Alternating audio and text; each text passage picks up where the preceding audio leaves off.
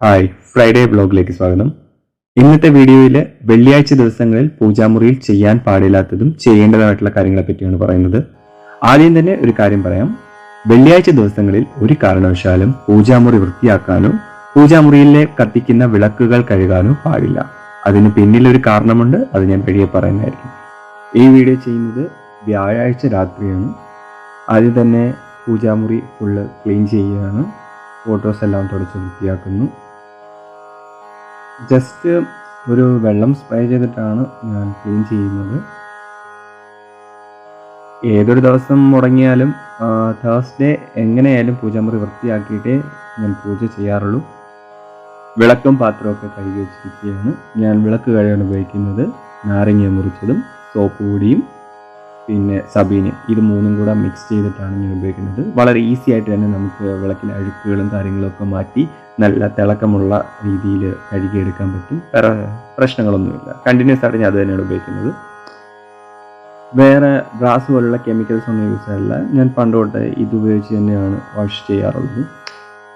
പിന്നെ പൂജയ്ക്ക് ആവശ്യമായിട്ടുള്ള മഞ്ഞളും കുങ്കുമവും ചന്ദനവും പനിനീരിലാണ് ഞാൻ മിക്സ് ചെയ്ത് വെച്ചിരിക്കുന്നത്.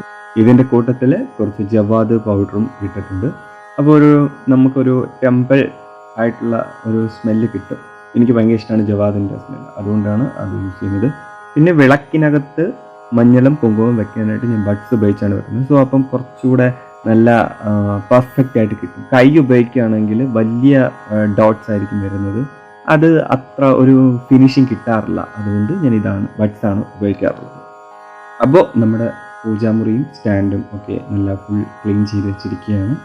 ഇനി പറയുന്ന കാര്യം, വെള്ളിയാഴ്ച ദിവസം മഹാലക്ഷ്മിക്കും ദേവിക്കും പ്രിയപ്പെട്ട ദിവസമാണ്.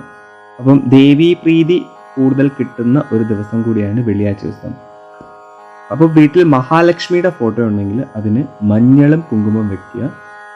ഞാൻ തമിഴ് നോർത്ത് ഇന്ത്യൻ രീതിസാണ് ഫോളോ ചെയ്യുന്നതുകൊണ്ട് ഞാൻ ആ ഒരു രീതിയിലാണ് പൂജകളും കാര്യങ്ങളൊക്കെ ചെയ്യുന്നത്. മഹാലക്ഷ്മിയുടെ ഫോട്ടോയുടെ അടുത്തായിട്ട് ഞാൻ കല്ലുപ്പ് വെച്ചിട്ടുണ്ട്. കല്ലുപ്പ് എന്ന് പറയുന്നത് വളരെയധികം പോസിറ്റീവായിട്ടുള്ള ലക്ഷ്മി പ്രീതിയുള്ള ഒരു വസ്തുവാണ്. സാലറി ഒക്കെ കിട്ടുന്ന സമയത്ത് ആദ്യം ഒരു പാക്കറ്റ് കല്ലുപ്പ് വാങ്ങുകയാണെങ്കിൽ വളരെ നല്ലതായിരിക്കും. എൻ്റെ പേഴ്സണൽ എക്സ്പീരിയൻസ് വെച്ചിട്ട് പറയാണ്. അക്ഷയ തൃതീയയ്ക്കും ഒരു പാക്കറ്റ് കല്ലുപ്പ് വാങ്ങുന്നത് വളരെ ഉത്തമമാണ്. ഒരു ചെറിയ ബോക്സിൽ ഉണങ്ങിയ പച്ചമഞ്ഞൾ, ഗ്രാമ്പു, ഏലയ്ക്ക ഇതെല്ലാം സൂക്ഷിച്ചിട്ടുണ്ട്. മഹാലക്ഷ്മി പ്രീതിയുള്ള വസ്തുക്കൾ ആയതുകൊണ്ട്, സുഗന്ധദ്രവ്യങ്ങൾ ആയതുകൊണ്ട് അത് ഞാൻ പൂജാമുറിയിൽ സൂക്ഷിക്കുന്നു. കൂടാതെ ഞാനൊരു ശംഖ് വെച്ചിട്ടുണ്ട്. ശംഖചക്ര ഗദാഹസ്തേ മഹാലക്ഷ്മി നമോസ്തുതേ എന്നാണല്ലോ പറയുന്നത്. ഇതെല്ലാം ലക്ഷ്മി പ്രീതി ഉള്ള വസ്തുക്കളായതുകൊണ്ട് ഇതെല്ലാം ലക്ഷ്മി ദേവിയുടെ അടുത്തായിട്ട് വെച്ചിട്ടുണ്ട്. പിന്നെ മഹാലക്ഷ്മിക്കായിട്ട് ഒരു മഞ്ഞൾ താലി ചാർത്തിയിട്ടുണ്ട്. അതിന് എല്ലാ വെള്ളിയാഴ്ചകളിലും മഞ്ഞളും കുങ്കുമം വെക്കാറുണ്ട്. ഇത് വരണ്ട് പോവുകയാണെങ്കിൽ, അതായത് ഒരുപാട് ഡാമേജ് ആവുകയാണെങ്കിൽ ഇത് മാറ്റി കൊടുക്കാറുമുണ്ട്. തമിഴ് കൾച്ചറിൽ ഇതൊക്കെ ഫോളോ ചെയ്യുന്നുണ്ട്. അത് വളരെ ശുഭമായെന്ന് എനിക്ക് പേഴ്സണലി തോന്നിയത് കൊണ്ടാണ് ഇതൊക്കെ ഫോളോ ചെയ്യുന്നത്. അടുത്തത് ദുർഗാദേവിയാണ്. ദുർഗാദേവി ഞാനിവിടെ റെഡിയാക്കി വെച്ചിരിക്കുന്നത് നോർത്ത് ഇന്ത്യൻ രീതിയിലാണ്. നോർത്ത് ഇന്ത്യയിലൊക്കെ ദുർഗാദേവിക്ക് ഒരു ചുമന്ന പട്ട്, അതായത് ചുൻരി എന്ന് പറയും, ചുൻരി സെറ്റ് ചെയ്ത് വെച്ചിട്ടുണ്ട്. നെക്സ്റ്റ് കാളിമാത, ഭദ്രകാളി ദേവി. ഭദ്രകാളി ദേവിക്കും ഒരു ചുൻരി റെഡ് കളറിലെ നെറ്റ് ഞാൻ സെറ്റ് ചെയ്തിട്ടുണ്ട്. നെക്സ്റ്റ് എൻ്റെ സ്വന്തം ഹീറോ, എൻ്റെ സ്വന്തം മുരുകൻ.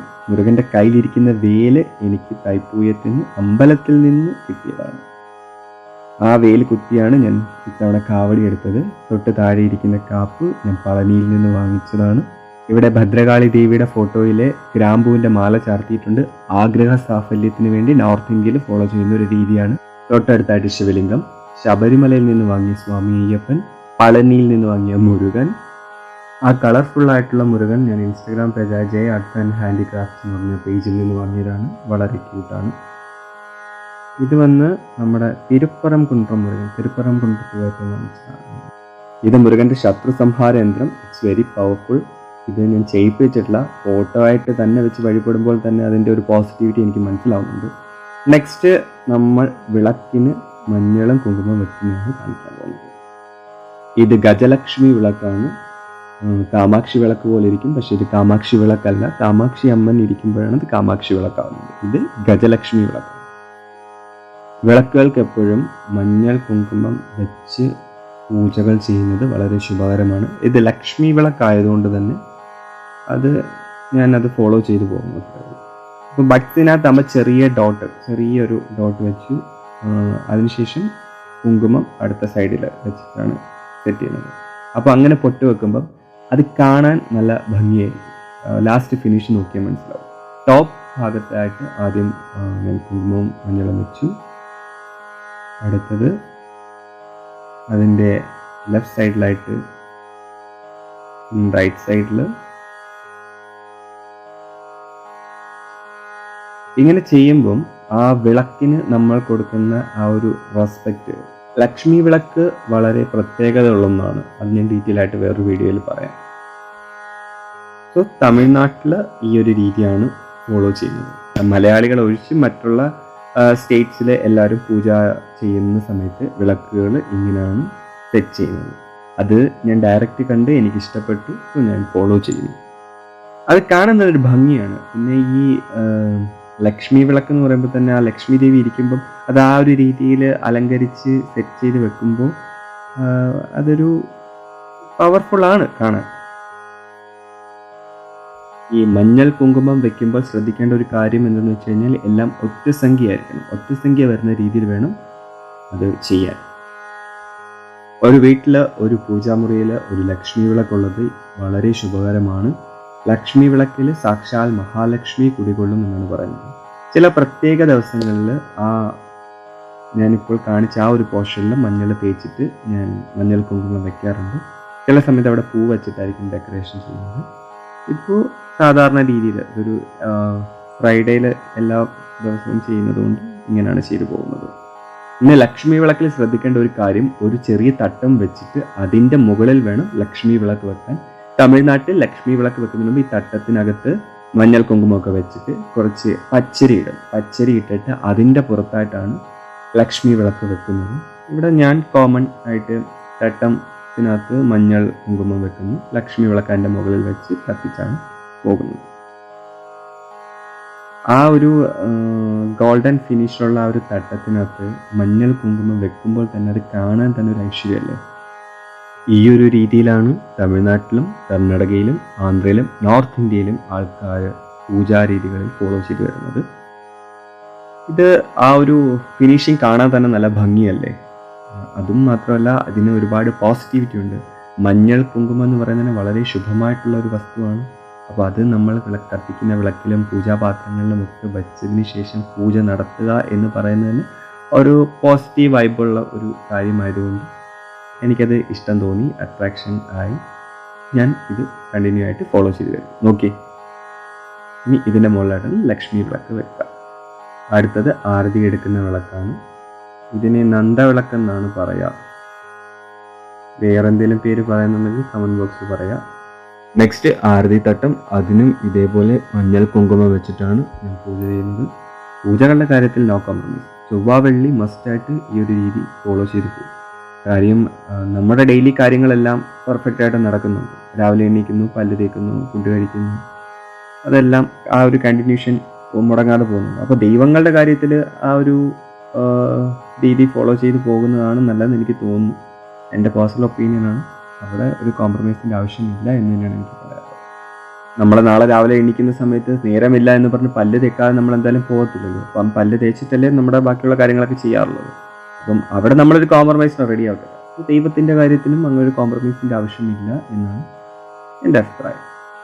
അടുത്തത് വെയിലാണ്. മുരുകൻ്റെ വെയിൽ വെച്ച് വീട്ടിൽ പൂജ ചെയ്യുന്നവർ പ്രധാനമായിട്ട് ശ്രദ്ധിക്കുന്ന ഒരു കാര്യം, വെയിലിൻ്റെ ആ ഒരു കൂർത്ത ഭാഗം ഉണ്ടല്ലോ, അവിടെ എപ്പോഴും ഒരു ചന്ദനമോ മഞ്ഞളോ എന്തെങ്കിലും വെച്ചിട്ട് അല്ലെങ്കിൽ നാരങ്ങയോ വെച്ചിട്ട് അത് മറയ്ക്കുക, ആ ഒരു ഷാർപ്പ്നെസ് കാണാത്ത രീതിയിൽ. കാര്യം വെയിലിന് ആ ഒരു ഷാർപ്പ്നെസ് കാണിച്ചു വെക്കുകയാണെങ്കിൽ അത് ആയുധമാണ്. അതിൻ്റെ മുകളിൽ ഈ പറയുന്ന നാരങ്ങയോ കുങ്കുമമോ ഒക്കെ വെച്ച് മറച്ചു വെക്കുകയാണെങ്കിൽ അത് നമ്മളെ കാക്കും ആയുധം, നമ്മളെ പ്രൊട്ടക്ഷൻ ചെയ്യുന്ന ഒരു ആയുധമാണ്. ഒരിക്കലും നമ്മളൊരു ആയുധം വെച്ച് വഴിപെടാറില്ല, പക്ഷെ മുരുകൻ്റെ വെയിൽ വെച്ച് നമ്മൾ വഴിപെടും. ബിക്കോസ് നമ്മൾ ആ ഒരു ശ്ലോകത്തിൽ തന്നെ കേട്ടിട്ടില്ലേ, കാക്കും വെയിൽ, കാക്ക കാക്ക കനകവേൽ കാക്ക, അതായത് എന്നെ പ്രൊട്ടക്റ്റ് ചെയ്യൂ എന്നാണ് ആ ഒരു വാക്യം പറയുന്നത്. അതിനുശേഷം വെയിലിൻ്റെ അലങ്കാരം, വെയിലിൻ്റെ സെൻറ്റർ പോർഷനിൽ മഞ്ഞൾ വെക്കുന്നു, കുങ്കുമം വെക്കുന്നു. വെയിലിൻ്റെ ആ രണ്ട് ഭാഗത്തായിട്ട് മഞ്ഞൾ കുങ്കുമം വെക്കാറുണ്ട്. ചൊവ്വാഴ്ച ദിവസങ്ങളിൽ വെയിലിൻ്റെ ആ ഒരു കൂർത്ത ഭാഗത്ത് ഞാൻ നാരങ്ങയാണ് തറയ്ക്കാറുള്ളത്. പിന്നീട് വേറെ ശ്രദ്ധിക്കേണ്ട ഒരു കാര്യം എന്ന് വെച്ച് കഴിഞ്ഞാൽ, വെയിൽ വീട്ടിൽ വെച്ച് വഴിപെടുന്നവർ ആഴ്ചയിൽ ഒരിക്കലെങ്കിലും വെയിലിന് അഭിഷേകാരാധന നടത്തേണ്ടത് മസ്റ്റാണ്. എനിക്ക് മുരുകൻ വളരെ പ്രിയപ്പെട്ടതായതുകൊണ്ട് തന്നെ എനിക്ക് വെയിൽ വെച്ച് വഴിപെടണം എനിക്ക് ഒരു നിർബന്ധം ഉണ്ടായിരുന്നു. അങ്ങനെ ഞാനൊരു ശാസ്ത്രികളുമായിട്ട് സംസാരിച്ചപ്പോൾ അദ്ദേഹം എന്നോട് പ്രധാനമായിട്ട് പറഞ്ഞ കാര്യം, ആഴ്ചയിൽ ഒരിക്കലെങ്കിലും അഭിഷേകാരാധന നടത്തണം, വെയിലിൻ്റെ മുകൾ ഭാഗം എപ്പോഴും എന്തെങ്കിലും വെച്ച് മറച്ചിരിക്കണം. ഇതാണ് അതിനകത്തുള്ള നിബന്ധന. അപ്പോൾ ഇതാണ് വിളക്കിൻ്റെ അലങ്കാരം. പിന്നീട് ശ്രദ്ധിക്കേണ്ട ഒരു കാര്യം, പൂജാമുറിയിൽ കാമാക്ഷി വിളക്ക്, ലക്ഷ്മി വിളക്കുള്ളവർ ഒരു കാരണവശാലും വിളക്ക് കാലിയായിട്ട് വെക്കാൻ പാടില്ല. കഴുകിയതിനു ശേഷം വിളക്ക് കത്തിച്ചാലും ശരി ഇല്ലെങ്കിലും ശരി അതിനകത്ത് എണ്ണ ഒഴിച്ച് തേക്കുക. അത് നിർബന്ധമാണ്. പൊതുവെ കേരളീയർ നിലവിളക്കാണ് ഉപയോഗിക്കുന്നത്. നിലവിളക്ക് ഉപയോഗിക്കുമ്പോൾ അതിൻ്റെ ആ ഒരു മെയിൻ്റനൻസ് കുറച്ച് പാടല്ലേ. അതുകൊണ്ട് വെച്ച് നോക്കുമ്പോൾ കുറച്ചുകൂടെ ഈസിയാണ് ലക്ഷ്മി വിളക്കും നന്ദവിളക്കും ഒക്കെ ഉപയോഗിക്കുന്നത്. ഏത് വിളക്കായാലും വൃത്തിയായിട്ട് ഉപയോഗിക്കുക. കരി പിടിച്ചതും അഴുക്ക് പിടിച്ചതുമായിട്ടുള്ള വിളക്കുകൾ കഴിവതും ഒഴിവാക്കുക. അല്ലെങ്കിൽ പോസിറ്റിവിറ്റിയെക്കാട്ടി കൂടുതൽ നെഗറ്റിവിറ്റി ആയിരിക്കും അതിൽ നിന്ന് നമുക്ക് ഉണ്ടാകുന്ന റിയാക്ഷൻ. അടുത്തതായിട്ട് വാതിൽപ്പടിയിലായിട്ട് ഞാൻ മഞ്ഞൾ തേക്കാറുണ്ട്. ഇത് തികച്ചും തമിഴ്നാട് രീതിയാണ്. തമിഴ് രീതിയിൽ ഉള്ള ഒരു ചടങ്ങാണിത്. അതായത് നിലൈവാസൽ എന്ന് പറയുന്നത് നമ്മുടെ വാതിലിൻ്റെ ആ ഒരു മെയിൻ പോർഷനിൽ കട്ടളപ്പടിയിൽ മഞ്ഞൾ തേച്ച് അലങ്കരിച്ച് പൂജ ചെയ്യുന്ന ഒരു ചടങ്ങ്. ഇങ്ങനെ ചെയ്യുന്നതിന് തമിഴ്നാട്ടിൽ പല ആൾക്കാരും പല രീതിയിലാണ് ഇതിന് അർത്ഥം വിവരിക്കുന്നത്. ഇതിൽ ഞാൻ മനസ്സിലാക്കിയ ഒരു കാര്യം, ലക്ഷ്മി ദേവിയുടെ ആ ഒരു എൻട്രൻസ്, അതായത് ദേവി നമ്മുടെ വീട്ടിലേക്ക് ഉള്ളിലേക്ക് പ്രവേശിക്കുന്നത് ഈ വാതിൽ വഴിയാണല്ലോ. അപ്പോൾ ആ ഒരു നിലൈവാസൽ എന്ന് പറയുന്ന ഭാഗം കുറച്ച് അലങ്കരിച്ച് വൃത്തിയാക്കി വെക്കുന്നു എന്നൊരു കൺസെപ്റ്റ്. പോസിറ്റിവിറ്റിക്കായിട്ട് ചെയ്യുന്ന ഒരു കാര്യം. ആദ്യം തന്നെ മഞ്ഞൾ കുഴച്ചു കട്ടളപ്പടിയിൽ തേക്കുകയാണ്. നല്ല ഒരു ലൂസ് കൺസിസ്റ്റൻസിയിലാണ് തേക്കുന്നത്. കാര്യം അതിനുശേഷം വിരലുകൾ വെച്ചിട്ട് ഞാൻ അതിനകത്തൊരു ഡെക്കറേഷൻ കോലം വരയ്ക്കുന്നതൊക്കെ ചെയ്യുന്നുണ്ട്. 3 വിരൽ ക്രോസ് ആയിട്ട് അങ്ങനെ വരച്ചാണ് പൊതുവെ ചെയ്യാറ്. പടിക്കോലത്തിൻ്റെ വേറൊരു രീതി. പടിക്കോലം ഇങ്ങനെയല്ല, ഞാൻ ജസ്റ്റ് പറഞ്ഞതേ ഉള്ളൂ. അങ്ങനെ മഞ്ഞൾ വെച്ചു കട്ടളപ്പടി അലങ്കരിച്ചു. ശേഷം അതിൻ്റെ 2 ഭാഗങ്ങളിൽ ലെഫ്റ്റ് സൈഡിലായിട്ട് മഞ്ഞൾ തേക്കുന്നു, 3 സൈഡിലായിട്ട് തേക്കുന്നു. പഴയത് തുടച്ചിട്ട് വേണം പുതിയത് തേക്കാൻ. പക്ഷെ ഞാൻ ഓൾറെഡി ഇത് ചെയ്ത് വെച്ചേക്കാണ്. വീഡിയോ ചെയ്യാൻ വേണ്ടിയിട്ട് വീണ്ടും ഒന്നും കൂടെ ഇത് അപ്ലൈ ചെയ്തു എന്ന് മാത്രം. അങ്ങനെ മഞ്ഞൾ 3 സൈഡിലായിട്ട് തേക്കുന്നു. തേച്ചതിന് ശേഷം അതിൻ്റെ മുകളിലായിട്ട് കുങ്കുമം വെക്കുന്നു. ഇതെല്ലാം ഒരു അലങ്കാരമായിട്ടല്ല, നമ്മുടെ കയ്യിലുള്ള നമുക്ക് പ്രകൃതിയാൽ തന്നിട്ടുള്ള ചില പൊരുൾകൾ വെച്ചിട്ട് നമ്മൾ വീട്ടിൽ അല്ലെങ്കിൽ പൂജാമുറിയിൽ എങ്ങനെ പോസിറ്റിവിറ്റിനെ ക്രിയേറ്റ് ചെയ്യാം എന്നുള്ളതാണ് ഇതിൽ നിന്ന് ഞാൻ മനസ്സിലാക്കിയ ഒരു കാര്യം. മഞ്ഞൾ പൂജകൾക്ക് ഇമ്പോർട്ടൻസ് ഉള്ള ഒരു കാര്യമാണ്. അപ്പം അത് അത്ര വളരെ ശുഭകരമാണ്. പിന്നെ പ്രധാനമായിട്ട് പറയേണ്ട ഒരു കാര്യം, മഞ്ഞളിന് നെഗറ്റിവിറ്റീനെ കൺട്രോൾ ചെയ്യാനുള്ള ഒരു കപ്പാസിറ്റി ഉണ്ട്. ഇതിനെ ഒന്നും താണ്ടി നെഗറ്റിവിറ്റി ഉള്ളിൽ വരില്ല എന്നാണ് ശാസ്ത്രങ്ങൾ പറയുന്നത്. ഇങ്ങനെയൊക്കെ ചെയ്താലേ പോസിറ്റിവിറ്റി ഉണ്ടാകൂ, അല്ലെങ്കിൽ ഇങ്ങനെയൊക്കെ മസ്റ്റായിട്ട് ചെയ്യണം എന്നൊന്നും ഞാൻ പറയില്ല.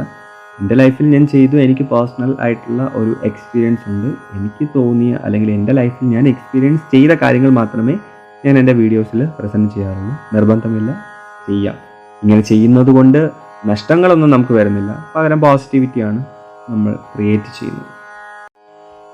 അടുത്തെന്ന് പറയുന്നത് വെള്ളിയാഴ്ച ദിവസങ്ങളിൽ തമിഴ്നാട്ടിൽ ഫോളോ ചെയ്തു വരുന്ന ഒരു പ്രധാനപ്പെട്ട ഒരു വഴിപാടാണ് ഉപ്പുദീപം എന്നത്. കല്ലുപ്പിട്ട് വിളക്ക് കത്തിക്കുന്നത്.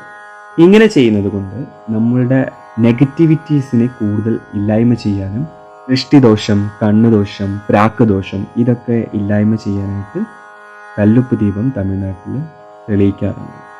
വളരെ സിമ്പിൾ മെത്തേഡാണ്. ഒരു മൺതട്ട് എടുക്കുക, അതിന് ചുറ്റും മഞ്ഞൾ കുങ്കുമം വെക്കുന്നു, അതിന് മുകളിലായിട്ട് കല്ലുപ്പ് വിതറുന്നു. മഞ്ഞൾ കുങ്കുമം വെച്ച് അലങ്കരിച്ച മൺവിളക്ക് ഈ കല്ലുപ്പിൻ്റെ മുകളിലാക്കി വെച്ചിട്ട് നമ്മൾ പ്രാർത്ഥിച്ച് കത്തിക്കുകയാണ്. ദേവിക്ക് മുമ്പിലായിട്ട് നമ്മൾ വിളക്ക് കത്തിച്ച് പ്രാർത്ഥിക്കുന്നു. അതാണ് ഉപ്പുദീപം എന്ന് പറയുന്നത്. ഞാൻ അഗർബത്തി ഉപയോഗിക്കുന്നത് സെറ്റ് ബ്ലാക്കിൻ്റെയാണ്. സെറ്റ് ബ്ലാക്കിന് ഭയങ്കര എവർലാസ്റ്റിംഗ് സ്മെല്ലാണ്. നമ്മളിപ്പം ഒരു ദിവസം ആ തിരി യൂസ് ചെയ്യുകയാണെങ്കിൽ 2-3 ദിവസമൊക്കെ അതിൻ്റെ സ്മെല്ല് നമ്മുടെ ആ റൂമിലും വീടുകളിലും ഒക്കെ നിൽക്കും. വളരെ എനിക്ക് തോന്നിയൊരു നല്ല ഒരു അധികം ബുദ്ധിമുട്ടുണ്ടാക്കാത്ത ഒരു സ്മെല്ലാണ്. പിന്നീട് ഓൺലൈൻ വഴി പർച്ചേസ് ചെയ്ത കുറച്ച് അഗർബത്തീസ് ഉണ്ട്. പൂജാ റൂം എന്ന് പറയുമ്പോൾ മെയിനായിട്ടും ആ ഒരു സുഗന്ധം നിലനിൽക്കണം. അതിന് വെള്ളിയാഴ്ച ദിവസങ്ങളിൽ മസ്റ്റായിട്ട് നല്ല നല്ല അഗർബത്തികൾ ഉപയോഗിച്ച് വീട് ഫുള്ള് സാമ്പ്രാണി ഇടാറുണ്ട്.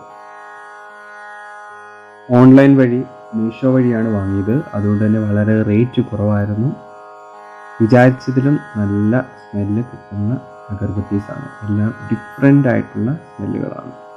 അതിലെടുത്ത് പറയേണ്ടതെന്ന് വെച്ച് കഴിഞ്ഞാൽ ആ റോസ് കളറിന് നല്ല എവർലാസ്റ്റിംഗ് സ്മെല്ലുണ്ട്.